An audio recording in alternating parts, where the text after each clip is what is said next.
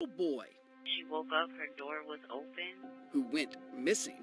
Her 20-month-old baby boy was missing from his pack and play.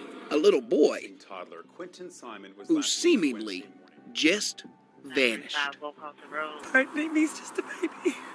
Taken. Someone came in and took him. Grandpa called Lilani Simon a liar on day 2 of this search. I should not have been out of town. You did. You shouldn't have. No. Everybody that was in and out of that house during the time surrounding this baby's disappearance, get them to agree to a polygraph and start pinging their phones. A little boy whose case became a headline. The search continues this morning in Georgia for a missing toddler. Our top story tonight, it's been nearly 48 hours. Has been an entire week. Is back at the Southwest Chatham County home. A little boy whose face gave police a purpose. Yesterday, our team posted this picture of Quinton. A little boy who deserves justice.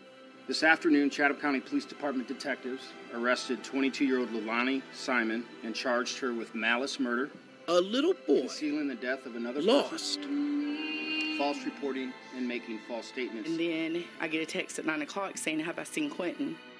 A little boy named Quinton Simon.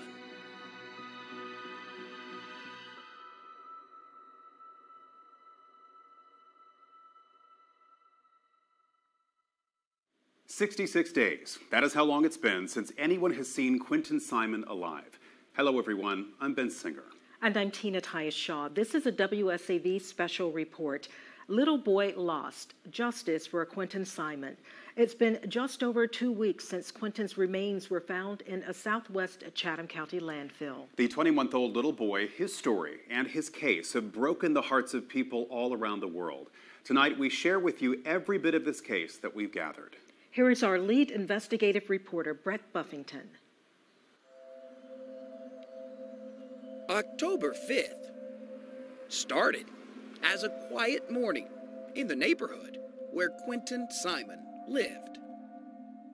The story that Quinton's mom told the police is his young boyfriend went to Lilani Simon slept in. According to Quinton's babysitter, Quinton's mom texted early that Quinton, nor his siblings, would be coming over. At 9:42, the quiet morning in this neighborhood was shattered. Dispatch Chatham 7 Alpha 2, 7 Alpha 1. At not even 2 years old, Quinton Simon was gone. Quinton was last seen wearing a light blue Sesame Street t-shirt. But the thing is, the story that Quinton's mom was telling the police simply didn't make sense.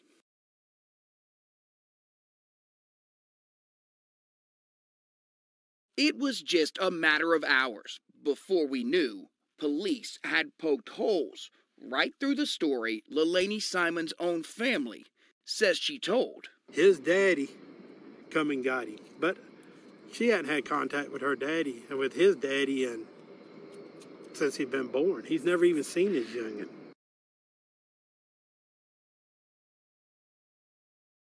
I don't know. It's just bad to say, but she just likes to lie.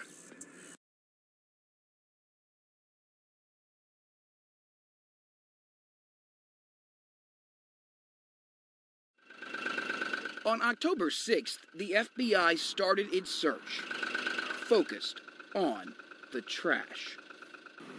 As we continue our search for Quinton Simon, I want to update you on our aggressive efforts to find him. The WSAV investigative unit has uncovered court documents showing Quinton. As the search for Quinton became more specific, those close to this missing little boy became more of a spectacle. This is my baby, not yours! That's your right, but that's my baby! I touched you and I That's Quinton's grandmother, caught in a screaming match with his babysitter. I was trying to provide. I even provided for you. You didn't. Yeah, I did. Yeah, I did. I didn't. Lilani Simon was essentially in hiding. Leilani, tell us what happened to Quinton. But then Chatham County Police broke the news. that Quinton had not wandered away.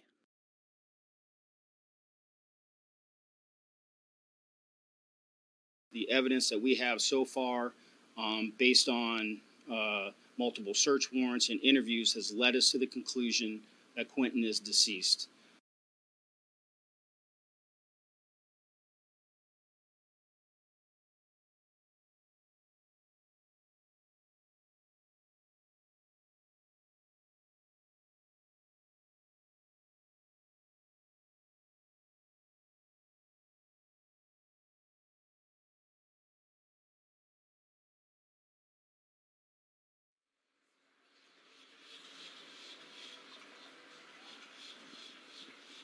According to the people who served Quinton's mom, Leilani, along with other family and friends, were taking shots and being flirty.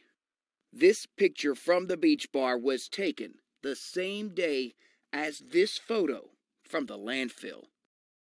The same day the search for Quinton turned to a dump.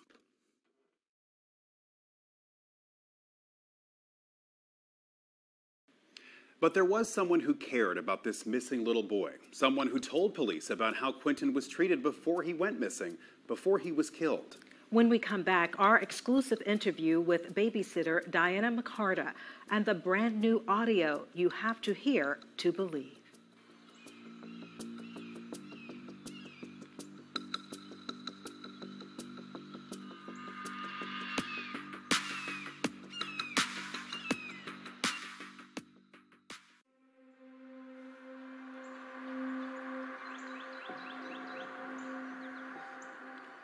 I'm Diana McCarta, and I used to babysit Quinton. Tell me about him. He's precious. He's smart and loving and just cute as a button. It's got to have been tough. I mean, not just the fact you've lost him, but there has been so much attention in this neighborhood with his family, with you. Something you're probably not used to. No, we're not used to it at all, especially so much negativity. What's that been like? It's been horrible because me and my girls have been threatened. People ride by and take pictures of us, yell at us. Are you heartbroken? Yes, I'm heartbroken. We've been heartbroken.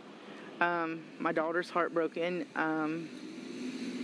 But he's on my mantelpiece. I have so many pictures of him with my grandkids and my kids. He'll never be forgotten. Go back to October 5th. You were one of the people who questioned by police. What did they ask you? They just wanted, they come in, one of my camera system asked me, you know, what he was wearing, when I last seen him, when he was last here with me. You know, check my phone. They checked your phone? For the text. What did it say? That I would not be keeping Quinton, that Leilani would be keeping him. What time? Around 5:29. And then, when did you find out something was wrong? I got up to go get food for my girls before I left for work. I got a text from Danny asking me had I seen Quinton, and I said no, and I instantly called him, and he said that Quinton was missing. What's your first thought? I jumped in the truck, me and my daughter, and we went over there to help him look. And what did they say? They were standing there, and I said... This was they. They is Leilani Danny and Leilani. And I said, well, he's little. He hides in closets at the house. I said, he's somewhere in your house. And I asked, could we help him look? And they did not want us to look. As a mother, to hear that, what was your thought? It had to be shocking. If that would have been my child or my grandchild, I would have wanted everybody to help me look for my baby. Let me ask you about the relationship that you witnessed between Quinton and his mother. What was that like? It was loveless. To the other kids, she showed love. She showed concern. To Quinton, it wasn't concern and love. Why? I don't know. She had stated that Zane was her favorite. She said this out loud. Yes. She said Zane was her favorite, that she didn't bond with Quinton. and you could definitely tell it. Let me ask you about the audio recording that you shared with us. And I told him, I said, no, you think that we've had problems before? Watch. Because all it takes is one person with one picture to make one phone call, and I probably just lose all of them.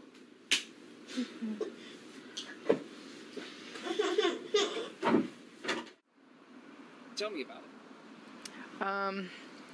The audio recording that I shared was from my daughter's phone. It was a recording of us finding the babies in the pool, and my daughter calls me from work, and I come straight home. We try to get Leilani to the door. There was nobody that answered the door. We didn't know if she was gone or what. Brought the kids back to my house.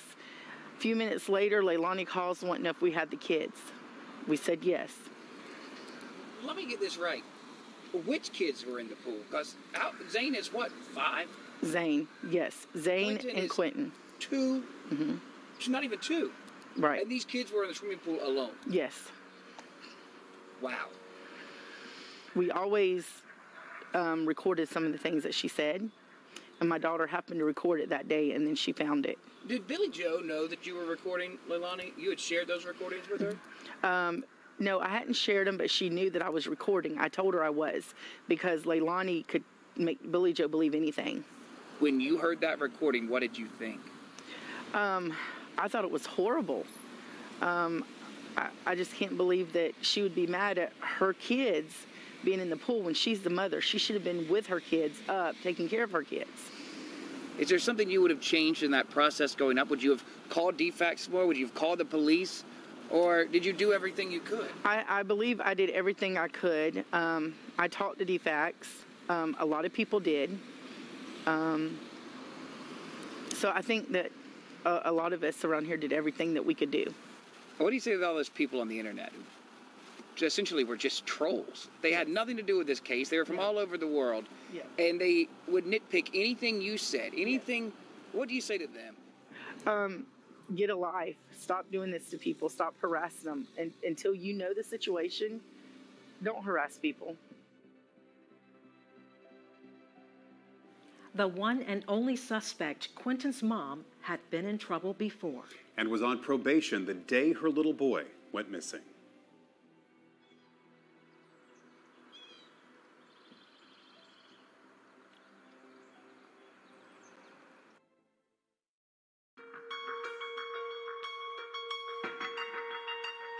In rural Burke County, Georgia, 90 miles from where Quinton Simon was last seen. And more than 2 years ago, Leilani Simon got arrested. This mugshot was taken then, June of 2020. According to this police report, Leilani broke through the window of her neighbor's camper. She told police stealing the $50 in change was Quinton's father's idea. Her family told us Henry Bubba Moss wasn't involved in Quinton's life. But since his son died, Bubba Moss has lost his mom and his dad. It was in the town where Leilani's next boyfriend lived that she got this mugshot. Deputies in North Carolina charged Leilani with a felony, which was lowered in a plea agreement after she stole cigarettes, popcorn, and a soda from the gas station where she worked. But earlier this year, it's this line in this police report that might get your attention. After Leilani and her mom got into a shoving match, the cops came to their Chatham County home. As those officers were talking, this report says Leilani's brother accused her of stealing money from their mother and using that money to buy drugs. Of the charges she's faced with the probation she was on, they're nothing compared to the charge she's facing now, accused of killing her own toddler.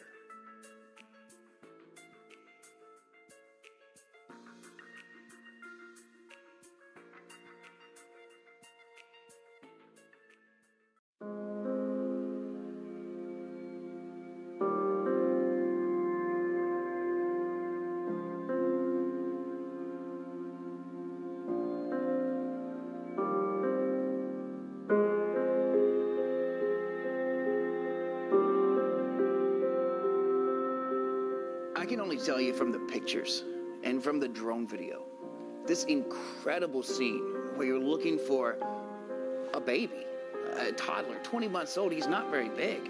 But if you go back and you look at those photos, it is mounds and mounds and mounds of trash. I remember looking at one picture and there was a bulldozer in it, and the bulldozer looked like a Tonka truck.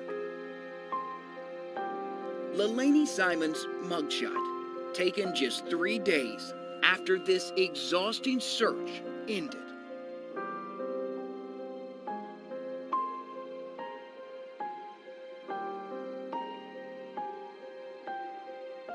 A search that took more than a month. In this landfill. Police investigators, using, among other things, cell phone data, were able to build a case. They believe Leilani Simon left her home, drove Quinton to a dumpster, and tossed the 20-month-old little boy inside.